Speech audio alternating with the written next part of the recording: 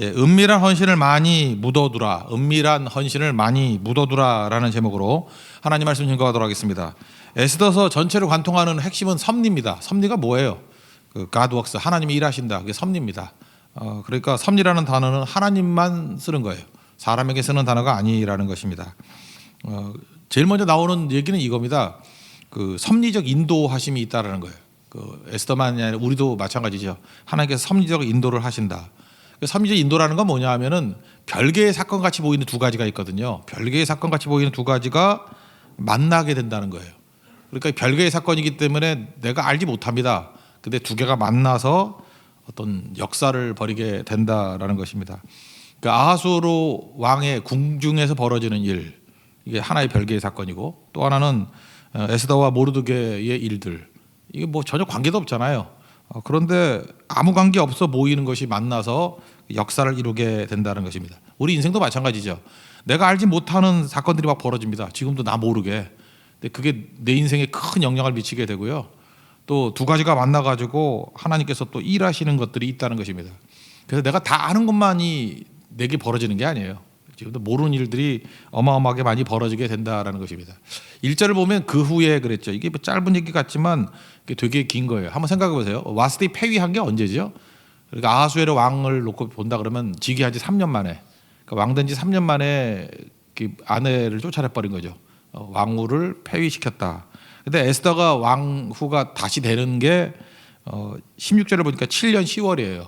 그러니까 짧게 잡으면 4년이고 길게 잡으면 한 5년쯤, 4, 5년 정도의 터울이 있다라는 것입니다. 그럼 이 4년에서 이 4년 10개월이니까 한 5년, 4, 5년 정도의 사이에 어떤 일이 벌어졌느냐? 뭐 두 가지가 벌어졌죠. 하나는 와스디를 폐위하는 일이 하나 벌어졌고, 또 하나는 2차 페르시아 전쟁에서 패배한 사건이 그 중간에 있는 거예요. 그러니까 2차 페르시아 전쟁에서의 패배, 그 영화 300에 나오는 패배라니까요. 30만 명이나 엄청난 군대를 이끌고 아버지 원수 다리오 왕의 그 원수를 갖겠다고 아하수에로가 크세스가 공격을 하거든요. 했는데 살라미 전투에서, 살라미 해전에서 박살이 나버리죠. 30만 명 중에 뭐 거의 다 죽었다 그래요. 뭐 몇천 명은 살아서 돌아갔다 그러니까. 그러니까 얼마나 낙심했겠습니까? 그러니까 실패를 거듭한 그 기간이 한 4, 5년 여간에 있었던 일이라는 것입니다. 그러다 보니까 이 마음에 상처도 있고 실패감도 있고 낙심도 하고 그렇겠죠. 그러니까 아하수에로의 상태가 되게 안 좋은 거예요. 2장에나 보면. 전쟁에 패배했고 마누라 쫓아내버렸고 뭐 상태가 안 좋은 겁니다. 여기서 우리는 감정적인 결정이 얼마나 위험한 것인가 그것을 알게 되는 거죠. 감정적인 결정을 내리는 것은요, 이건 마귀에게 속는 겁니다. 아하수에로 보세요. 감정적인 결정을 내리니까 이성이 마비돼 버리고 분별력 없고 판단력 없고 뭐 다 무너지게 되는 거잖아요. 그 옛날인데 한 20년, 30년쯤 된 것 같은데 안양교도소 있죠. 안양교도소. 거기 가면은 그때 한 3,000명쯤 있었다 그러는데 예수 믿는 사람 많아요. 왜냐하면 뭐 먹을 거 줘서 그런지 아니면 상황이 어려워서 예수 믿는 거지. 한 1,200명 정도가 예배 와요. 3,000명 중에. 옛날 얘기예요. 예. 근데 그중에 인상적인 게 60대 어떤 아저씨인데, 남자분인데 그 왜 왔습니까? 살인죄로 온 거야. 20년형. 근데 20년형 받은 이유가 뭐냐면 시골에서 농사 짓고 있는데 농사 지을 때 그 논에 물 대는 게 되게 중요하잖아요. 가뭄 때 물 대려 그러는데 밤새도록 해가지고 물을 대놨다는 거예요. 자기 논에. 아침에 가보니까 자기 논에 물이 다 빠져버리고 옆에 논에 가 있는 거예요. 그러니까 물싸움이죠. 논물 싸움. 그래서 뭐 시비 걸고 싸우다가 너무 화가 나가지고 뭐 말 같지도 않고 뭐 이렇게 우기는 사람 있잖아요. 손에 낫은 아닌 것 같았어요. 홈인지 그거를 쳤는데 정통으로 맞았는 거 봐요. 죽었어요. 그래서 어려움 당하게. 그래서 제가 느꼈던 게 그거예요. 그분 뭐 모험수라 그러는데 착한 사람이었어요. 근데 그 욱하는 성길, 그저 이렇게 감정. 그래서 결국은 인생 정말 힘들게 되는 거 아니겠습니까? 우리 인생이 그래요. 지금도 그때도 그러겠지만 너무 이게 감정적으로 폭발할 일이 되게 많잖아요. 그렇지 않습니까? 뭐 이렇게 요즘에 또 코로나 바이러스까지 돌아가지고 집 밖에 나가지도 못하고 이렇게 폭발 직전이고, 우리나라 얘기는 아니고 뭐 중국 같은 데서는 뭐 이혼율이 막 높아진다면서요. 남편이 삼식이라서 새끼 다 먹으라 그러고 뭐 그래서 싸움이 많이 벌어져가지고 힘들어진다고. 지금 사람이 이게 이동도 자유롭지 않고 이럴 때에 나타나는 현상이 뭐예요? 이렇게 분노할 일이 되게 많다고요. 엉뚱한 대로 펼쳐질 수 있죠. 아하수에로도 그런 거 아니었습니까? 괜히 분노해가지고 이게 이때부터 그르치기 시작한 거예요. 와스디 쫓아내고 페르시아 전쟁 패배하고 30만 명 다 죽여버리고 이게 뭐 인생 꼴이 아니죠. 이렇게 돼버렸다는 것입니다. 그래서 에베소서 4장 26절 말씀 잊지 마십시오. 분을 내어도 죄를 짓지 말며 해가 지도록 분을 품지 말고. 오늘 특별히 딴 거 말고요. 하나님 앞에서 하나님의 분노로 살지 않게 해주세요. 이게 되게 중요한 거예요. 감정으로 살지 않게 해주세요. 대부분 보면 인생 망치고 한 몇 년 막 허송세월하고 잘 나가다가 왜 저래 그런 사람 보면 이게 감정 조절 못해서 그래요. 분노심 때문에. 어떤 사람은 살인죄 저지른다니까요. 어떤 사람은 인생 망친다니까요. 어떤 사람이 이거 뭐예요? 전쟁에서 뭐 자기만 죽은 게 아니라 30만 명 죽이고 아하수에로 이 꼴이 뭡니까? 이 왕이 분노하면 그건 지도자 깜도 아니죠. 그러니까 하나님 앞에서 먼저 가져야 될 것이 감정으로 결정하지 않게 해주세요. 우리가 어떤 위기 상황이 오면은 감정이 결정하지 못하게 하라 그러잖아요. 이 하나가 이제 패닉이에요. 패닉, fear, 두려움 있을 때 감정이 막 흔들리잖아요. 그때 결정하면 안 되고 또 하나가 greed, 욕심 있을 때 또 감정이잖아요. 그때 결정하면 안 된다고요. 그래서 감정이 뜨거워졌을 땐 절대 결정하는 거 아닙니다. 그런 게 몸에 배 있어야 된다는 거예요. 뭐 사소한 결정 아니에요. 그거 버릇이에요. 사소한 것도 그럴 감정이 안 좋을 때 결정하다 보면 나중에 결정적일 때 인생 무너지게 된다는 것입니다.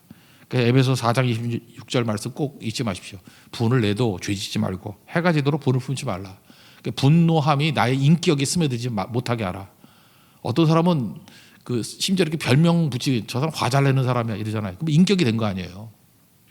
화를 낼 수도 있어요. 그렇지만 그게 인격에 스며들면 안 된다고요. 인격의 일부가 돼서는 안 된다는 거예요. 잠시 왔다가 지나가는 것이 돼야 되지 인격으로 만들지 말아야 된다라는 것입니다. 어쨌든 아하수에라가 무지 후회했는가 봐요. 그래서 상태가 안 좋아가지고 분위기상 와스디를 다시 불러와야 돼 뭐 이런 생각을 했다는 거예요. 1절 한번 읽겠습니다. 시작. 그 후에 아하수에로 왕의 노가 그침에 와스디와 그가 행한 일과 그에 대하여 내린 조서를 생각하거늘 후회하죠. 숙종하고 똑같죠. 장희빈 데려다 놓고 뭐 왕 쫓아내잖아요. 왕후 2년 왕후인가요? 그러다가 나중에 또 다시 데리고 그러죠. 이렇게 생각나니까 조광기차 생각나니까 물론 인현왕후가 저기 조광기차는 아니었다고 생각하는데 그 안에 인경왕후가 하나 더 있었던 것 같은데 인현왕후는 15살에 시집왔고 제가 알기로 인경왕후는 20살에 죽었고 천연두로 죽었어요. 옛날에 진짜 그 마마가 무서운 거죠. 그래서 숙종의 첫 번째 부인이 인경왕후가 20살에 죽어서 20살에 천연두로 죽고 15살에 인현왕후 시집 와가지고 뭐 또 쫓겨나고 하여튼 여자들이 옛날에 애꿎었어요. 이 왕이라는 것들이 다 이상한 놈들이 많아가지고 그죠? 근데 똑같은 일이 벌어졌다고요. 근데 지금 보세요. 많은 신하들이 와스디 쫓아내는데 동조했죠. 만약에 와스디가 다시 복위를 하면은 피바람 불죠. 그렇지 않겠어요? 뭐 우리하고 똑같아요. 모든 왕조사가 다 똑같아요. 배척하려고 막 쫓아냈잖아요. 근데 와스디가 생각났대. 다시 올라 그러면 안 되겠죠. 그러니까 어떻게 돼요? 정치가 술수를 피는 거죠.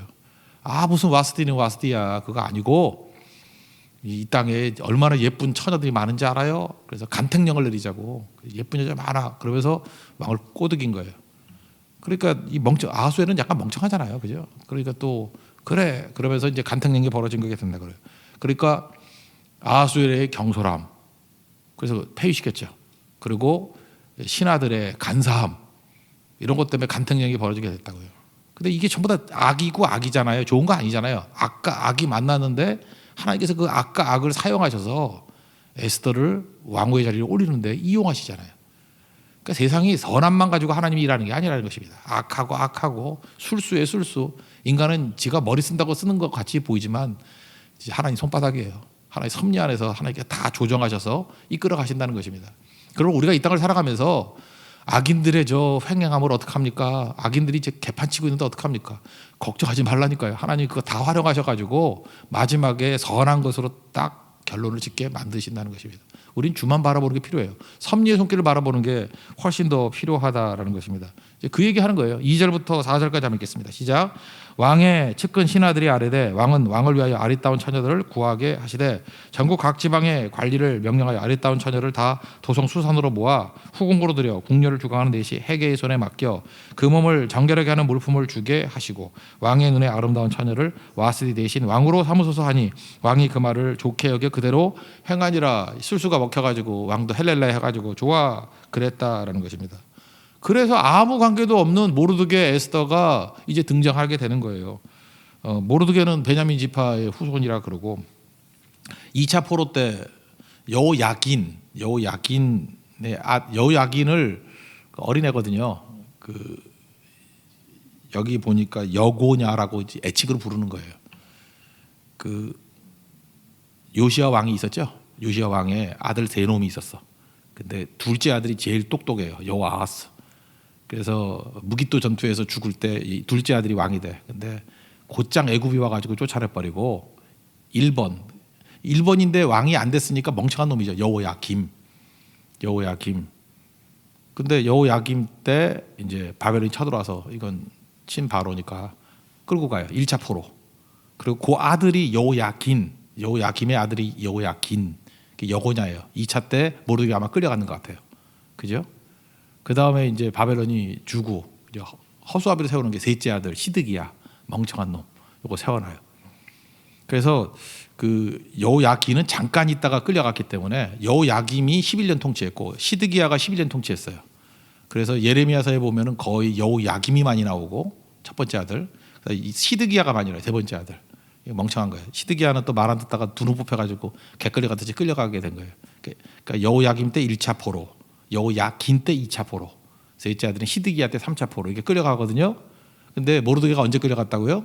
두 번째. 여호야긴 때 두 번째 끌려간 거예요. 여고냐 때. 그러니까 나이가 되게 많았겠죠. 이때 나이 많은 사촌 오빠예요. 근데 끌려간 후손 중에 아마 에스더의 부모님은 돌아가신 것 같아요. 고아가 돼가지고 엄격한 사촌 오빠, 늙은 사촌 오빠 밑에서 아버지 같은 사촌 오빠 밑에서 양육을 받고 크게 되더라. 이게 배경으로 나오는 거예요. 그리고 이게 또 연결이 되는 거죠. 잘 컸죠. 보통 에스더 입장에 놓고 보면은 구김살 없이 잘 크기 힘들거든요. 열등감 가지고 살아야 될 사람이잖아요. 부모도 없고 이거 인질로 끌려간 포로의 후손 아니에요. 그런데 모르드게가 믿음으로 양육을 잘했던 것 같아요. 그래서 최고의 교육은 믿음의 교육입니다. 그랬더니 에스더를 보세요. 구김살이 없잖아요. 열등감이 없잖아요. 자꾸 환경 얘기하면서 나는 이런 상황 속에서 어찌 내가 정상으로 살 수 있어. 그렇지 않아요. 믿음이 들어가면 정상으로 살아요. 믿음이 안 들어가니까 이상하게 돼가지고 넘어가는 거죠. 용모가 곱고가 아름다웠다 그랬어요. 여기 여자분들 축복인지 아세요? 이게 예쁘고 아름다운 게 좋은 게 아니에요. 제가 옛날에 보니까 이게 예쁘면 좋은 줄 알았어요. 예쁘면 좋은 게 아니라 예쁘면 위험해요. 예쁜 건 위험한 거예요. 왜냐하면 인생이 호랑이 등에 올라탄 인생이 돼버려. 예쁜 여자 놔두질 않아요. 그죠? 이게 왕들도 와서 데려가려고 그러고 여기저기서 유혹도 많고. 예쁜 게 제가 이제 나이 들어서 보니까 절대 복도 아니야 그거. 예쁜 게 무슨 복이에요. 예뻐가지고 잘된 게 뭐 있어. 다 인생 망치고 그러죠. 제대로 정신 차려야 된다 그러는데 정신 차리기 쉽지 않아요. 인생이. 그래서 하나님께서 여러분들 축복으로 그렇게 생기게 만든 거라고. 그래서 이게 복이에요 복. 그죠? 예쁜 거 위험하다. 이거 세워놓으세요. 예쁜 거 위험하다. 이렇게 생긴 건 안전하다. 여러분 안전하잖아요. 긴장감이 없잖아요. 그죠? 교회에서 긴장해요? 혈압이 정상이고 다. 근데 이게 에스더 같은 여자가 나타나면 혈압이 막 뛰냐 150, 160 이렇게 되면 이게 위험하잖아요. 본인도 위험하고 다 위험해지게 된다라는 것입니다. 하여튼 그런 배경이에요. 그래서 이제 후보로 뽑히게 되었고 나중에 왕후까지 된다. 그런 얘기죠. 5절부터 7절까지 한번 읽겠습니다. 시작. 도성 수산에 한 유다인이 있으니 이름은 모르드게라. 그는 베냐민 자손이니 기스의 증손이요 히무의 손자요 야일의 아들이라. 전에 바벨론 왕 느부갓네살이 예루살렘에서 유다 왕 여고냐와 백성을 사로잡아 갈 때 모르드게도 함께 사로잡혔더라. 그의 삼촌의 딸 하다사 곧 에스더는 부모가 없었으나 용모가 곱고 아리따운 처녀라. 그의 부모가 죽은 후에 모르드게가 자기 딸같이 양육하더라. 그래서 섭리적인 만남이 있었다는 거예요. 이렇게 말도 안 되는 이게 왕궁의 일과 포로민의 후에 이 일들이 이게 어떻게 연결이 되나? 연결될 일이 없잖아요. 없는데 왜 연결이 됐죠? 성질 나쁜 거, 성질 나빠가지고 왕후를 폐위시킨 거, 그리고 신하들이 악한 거, 그 왕후 다시 복위하면 되는데 그거 안 하려고 해가지고 간택령 내리고 막 이렇게 한 것들. 그래서 만나게 된 거라는 거예요. 이게 뭐예요? 섭리적인 만남이라는 것입니다. 섭리적인 만남. 그러므로 인생을 살 때요, 내가 원하는 것만 해주세요. 꼭 그럴 필요 없어요. 원하는 그대로 안 돼도 돼요. 우리 성도들 가운데 기억나는 것들이 그리고 대기업 가기를 되게 좋아하는 형제라고 기억나는데 뭐 그런 기억도 나요. 대기업 하면서 뭐 굉장히 애쓰고 그랬는데 잘 안 돼서 중소기업 갔어요. 근데 그 또 삼성전자가 합병을 해가지고 그래서 결국 대기업 됐어요. 그러니까 하나님께서 이렇게 직선으로만 가게 하는 거 아니에요. 간접적으로 가게도 만드는 거죠. 그래서 그냥 가는 케이스예요. 우리 집 큰딸도 뭐 그런 케이스래요. 뭐 자기가 원하는 거 가다가 뭐 어떻게 돼가지고 이렇게 빙 돌아가는 거예요. 그래서 섭리적인 인도가 있다고요. 꼭 직선으로만 가는 거 아니에요. 이렇게 엉뚱하게 가는 것들이 있죠. 그래서 지난주에 말씀했잖아요. 내가 원하는 거 이게 위험한 거라고. 내가 원하는 거 protect me from what I want. 내가 원하는 것으로부터 나를 보호해 주세요. what I want. 내가 원하는 것이 좋은 것 같지만 좋지 않을 수 있죠. 그래서 우리 인생은요, what I want. 내가 원하는 걸로 살면 안 되고, what God gave me. 하나님께 내게 주신 것을 가지고 살아야죠. 하나님 내게 주신 거. 그게 내가 원하지 않는 거 있을 가능성이 커요. 근데 그게 제일 안전한 겁니다. 여기서 하나님이 주신 거 갖고 살잖아요. 그게 섭리적인 삶이에요. 섭리 안에서 살아가는 인생. 그래서 우리의 만남 가운데서 하나님께서 모든 일을 역사하신다는 걸 깨닫고 순간순간마다 충성 다하는 우리 믿음의 종 되기를 축원합니다. 그 다음에 이제 내용이 두 가지 흐름을 좀 봤으면 좋겠는데, 눈에 띄게 하시는 은혜가 있어요. 이렇게 잘 되는 은혜. 또 반대로 눈에 안 띄는 은혜가 있어요. 안 되는 은혜. 이게 참 극과 극인데 둘 다 은혜예요. 둘 다 은혜. 그래서 합력하여 선을 이룬다는 생각을 가지고 그게 섭리거든요. 섭리는 하나님이 일하시기 때문에 끝이 좋다는 거 아니에요. 그러니까 섭리를 믿는 백성들은 어떤 상황이 오더라도 그냥 충성을 다하는 모습이 있다라는 것입니다. 여기 보니까 잘 되는 은혜가 뭐냐 하면은 궁녀를 주관하는 헤게한테 호의를 받아요. 그래서 9절을 보세요. 헤게가 이 처녀를 좋게 보고 은혜를 베풀어 그랬죠. 그러니까 헤게가 왜 자기한테 잘해주는지를 모르겠어. 근데 자꾸 잘해줘요. 이거 왜 잘해주는 이유가 뭐죠? 하나님이 도와주시기 때문에 그래요. 그래서 하나님이 도와주시면 이렇게 길이 열려요. 어딜 가서도 이렇게 도울 자가 생기고 또 길이 열리고 뭐 그런다고. 또 하나 묻지 않는 은혜. 꼬치꼬치 물으면은 이게 왕후 같으면 좀 명문가에서 뽑으려고 그러지 않겠어요? 근데 고아라는 거 안 묻고 또 유대인이라는 거 안 묻고 그러니까 물으면 대답해야 되잖아요. 거짓말하면 안 되잖아요. 근데 묻질 않는다고. 묻지 않는 은혜에 또 접하게 된 거죠. 우리 영화에도 나오잖아요. 네 아버지 뭐 하시노? 묻잖아요 맨날. 근데 그거 안 묻게 되는 상황이 온 거라고. 왜 그랬죠? 와스디 그 외척이 강해가지고 쫓아냈다 그랬잖아요. 그러니까 외척의 세력에 대해서 체크하는 것이 나쁘게 되는 상황이 돼버렸다고. 그러니까 안 묻는 거죠.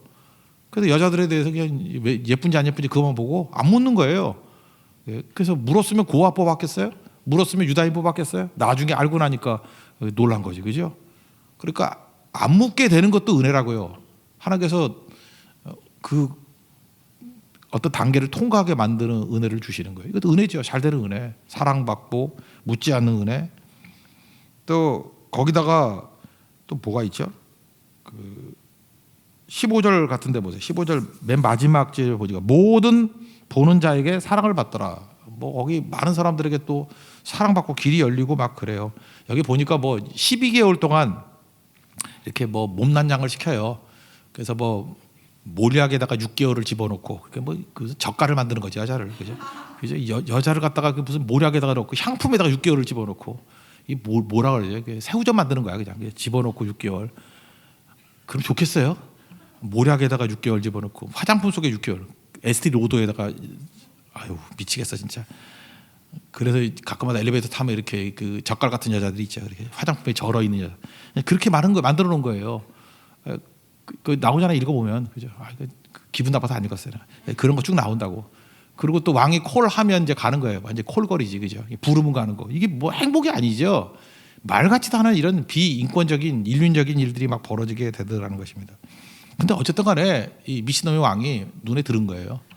그죠? 그것도 은혜죠, 은혜. 그죠? 왜 하나님이 역사하시려고 이 백성을 구원하려고. 16절부터 18절까지 한번 읽겠습니다. 시작. 아하수에로 왕의 제 7년 10월 곧 데베돌에 에스더가 왕궁에 인도되어 들어가서 왕 앞에 나가니 왕이 모든 여자보다 에스더를 더 사랑하므로 그가 모든 처녀보다 왕 앞에 더 은총을 얻은지라. 왕이 그의 머리에 관을 씌우고 와스티를 대신하여 왕으로 삼은 후에 왕이 크게 잔치를 베푸니 이는 에스더를 위한 잔치라. 모든 지방관과 신하들을 위하여 잔치를 베풀고 또 각 지방의 세금을 면제하고 왕의 이름으로 큰 상을 주니라. 그러니까 이게 뭐예요? 하나님께서 은혜 주시니까 뭐 되잖아요. 이것도 마찬가지야. 하나님께서 은혜를 이렇게 부어 주실 때 즉위한 지 3년에 이제 와스들이 쫓아냈는데 왜 7년 10월 달, 그러니까 한 4년에서 5년 지나고 난 다음에 뽑았을까? 이유가 뭘까요? 하나님이 이게 끌게 만든 거죠. 저는 이렇게 생각해요. 에스더를 왕으로 만들려고 제2차 페르시아 전쟁도 일으켰다. 여러분들은 그 살라미 해전에서 역사상으로 굉장한 해전이 같이 보이지만 만약에 에스더라는 측면을만 놓고 본다 그러면 그 전쟁 왜 일어났어요? 하나님께서 시간 끌라고. 왜 그러냐면은 이쯤 돼야지 에스더의 나이가 맞아 떨어지거든. 4년쯤 지나야 이제 성인이 됐던 것 같아요. 에스더가 준비되지 않아서. 이런 설교하면은 이게 늙은 남자들이 되게 좋아해가지고 제가 조심스럽게 하는 건데, 이삭이 그렇게 기도를 열심히 했는데 왜 40살까지 장가를 못 갔을까요? 왜 장가를 못 갈 정도로 그렇게 기도하는 사람인데? 그 아내 리브가가 그 대충 보면 그때 10대 후반이었어요. 그러니까 한 22살 정도 차이 난 것 같아요. 18살로 치면. 그러면 이삭이 30살이면 리브가 몇 살이에요? 8살이 시집 갈 수는 없잖아. 그죠? 그래서 죽어라 들판에서 묵상하고 기도해도 응답이 없는 거야. 왜? 리브가가 자라야 되니까. 이거 설교 잘못하면 이게 늙은 남자들이 이상한 희망을 가지고 잠깐 기도를 해가지고 이 변태 같은 놈 때문에 설교를 못 하겠는데, 하여튼 그런 것도 있어요. 하나님의 타이밍이 있다고. 왜 빨리 안 돼요? 이런 건데 왜 빨리 안 돼요? 그가 크고 있어. 그거예요. 왜 빨리 안 돼요? 그 남자가 준비되고 있어야 돼. 그런 거예요. 그러니까 내가 모르는 거야. 그래서 성경에 맨날 그런 게 있잖아요. 갈라디아 4장 하죠. 때가 참에 하나님이 그 아들을 보내사 그러잖아요. 하나님의 때가 있어요. 타이밍이 있다고. 하나님의 타이밍. 전도서 3장도 나오잖아요. 범사의 기한이 있고 천하만사에 다 때가 있다고. 그러니까 하나님의 타이밍에 맞춰가지고 정확하게 일하시는 분이라고요. 그러므로 하나님의 때를 아는 사람이 해야 될 일이 뭐죠? 기다림이에요. 인내하고 기다리는 거. 이게 되게 중요한 거죠. 그래서 하나님께서 때도 준비시켜 주시고 은혜도 부어 주시고 이렇게 긍정적으로 주시는 게 있다라는 것입니다. 근데 이것만 있느냐? 아니에요. 이제 모르드게를 통해서 알 수 있는 것들이 뭐냐면 눈에 안 뜨게 하시는 은혜가 또 있어요. 이거 간단히만 얘기하면, 잘 보세요. 에스더가 왕후가 됐어요. 그러면 자기 사촌 오빠니까 한 자리 해야 돼요? 안 해야 돼요?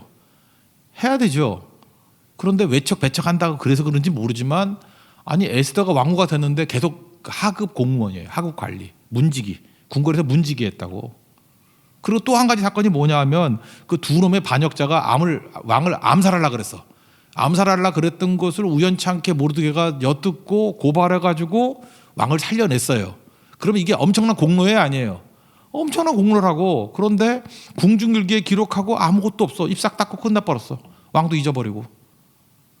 그러니까 우리 인생을 살 때 이럴 수 있죠. 이게 말이 됩니까? 하나님, 왜 내가 이렇게 하나님께 충성하고 헌신하고 했는데 내 위치를 보거나 또 내가 한 공로로 보거나 하나님 은혜를 막 부어주셔야 되는데 왜 덮어두십니까?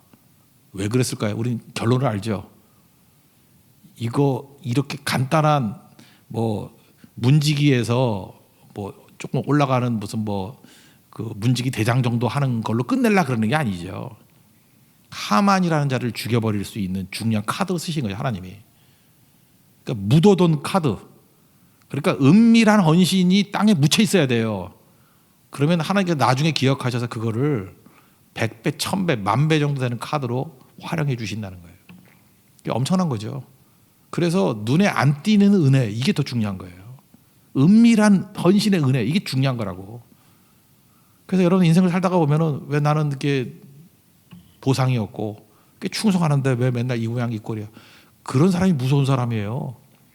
그죠? 그 사람을 통해서 하나님께서 나중에 역사를 바꿔버리고 큰데 쓰임 받는 거라고.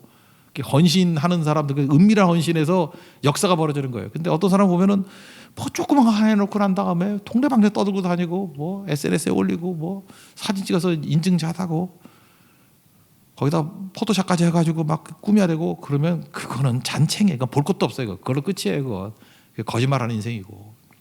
그래서 영성의 핵심은 뭐냐면 은밀함이에요. 은밀함. 영성의 핵심이 뭔지 알아요? 뿌리에 있다고. 그래서 우리의 은혜가 두 종류가 있다는 걸 알 수 있죠. 에스더에게 더 잘되게 더 잘되게 사랑받게 사랑받게 인정받게 인정받게 만드는 그런 은혜도 있고, 또 모르드게를 통해 가지고 이렇게 좋은 지위에 있는데도 불구하고 안 쓰시고, 이렇게 공로가 있음에도 불구하고 인정받지 못하는, 이게 덮어둔 은혜, 숨겨둔 은혜가 또 있다라는 거예요. 이건 진짜 폭발력이 있어요. 숨겨둔 은혜의 파괴력이 있다는 것입니다. 어쨌든 우리 은혜로 살아가는 거죠. 하나님의 은혜 안에 살아가는 종 되길 바랍니다. 그걸 바로 뭐라 그래요? 섭리의 삶이라는 거예요. 하나님의 손 안에서 우리에게 각종 다양한 은혜를 통해서 우리를 이끌어 가십니다. 그 은혜 안에 항상 서 있는 믿음의 종 되기를 축원합니다. 예, 자리에서 일어나겠습니다. 은혜 아니면 나서지 못하리 찬양하겠습니다. 서지 못하네.